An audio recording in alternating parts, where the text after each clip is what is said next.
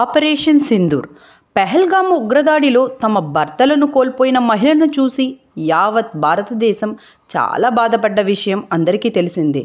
దీనికి ప్రతీకార చిహ్నంగా మన భారతదేశం ఆపరేషన్ సింధూర్ని మొదలుపెట్టింది. దీనికి అర్థం యోధులకు పెట్టే వీర తిలకం అనే అర్థం కూడా దీనిలో ఉందని చెప్పుకోవచ్చు. మన భారతదేశం చేపట్టిన ఆపరేషన్ సింధూర్ అనేది పాకిస్తాన్పై మనం చేసే ఓ దాడి కాదు, ఉగ్రవాదానికి భారతదేశం ఇచ్చిన ఒక గట్టి సమాధానం. 2025 మే 6వ తేదీ రాత్రి భారత వాయుసేన పాకిస్తాన్ మరియు పాక్ ఆక్రమిత కాశ్మీర్లోని 9 ప్రధాన ప్రాంతాలపై మిజైల్ దాడులు జరిపింది. ఈ దాడులకు పేరే ఆపరేషన్ సింధూర్. ఈ దాడుల తర్వాత పాకిస్తాన్ 8 మంది మృతి చెందినట్లు తెలిపింది, 35 మంది గాయపడ్డట్టుగా తెలిపింది.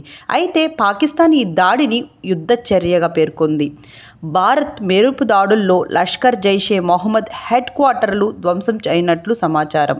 అయితే ఈ దాడి పాకిస్తాన్ ప్రజలపై, ఆర్థిక, సైనిక స్థావరాలపై దాడి చేయలేదని భారత్ తెలిపింది.